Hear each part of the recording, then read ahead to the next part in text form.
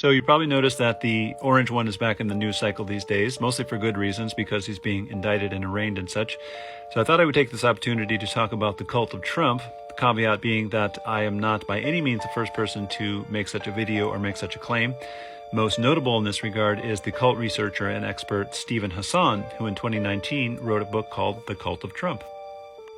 I too write about the cult of Trump in my book New Age Wasteland in the cult section, which begs the question, well, what does Trump have to do with the New Age? The answer being, well, not too much, except that when Donnie was younger, he and his family belonged to a congregation in New York headed up by Norman Vincent Peale, the kind of guru of law of attraction stuff and author of Power of Positive Thinking, an enormously popular book, which apparently had quite an influence on young Donnie, who, as you may have noticed, who is inclined to create his own reality. More clinically, he has been unofficially diagnosed by Hassan and others with malignant narcissism, a psychological disorder shared by many cult leaders and gurus and authoritarian figures like Hitler and Mussolini. Malignant narcissism is defined by some of the following traits: a desire, if not a need, for adulation, a lack of empathy, a tendency to bully and control others,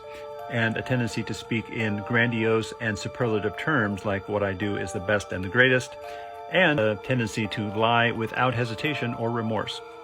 Other traits of malignant narcissism displayed by the orange one include a very strong tendency to use us versus them language,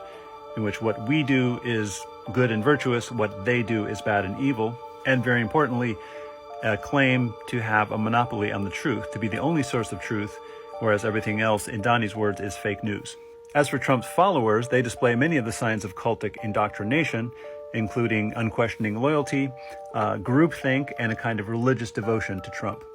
Nowhere is this more apparent than in QAnon, the conspiracy theory in which Trump was cast as a messianic savior figure sent by God himself to purge the world of evil and especially get rid of those satanic pedophiles.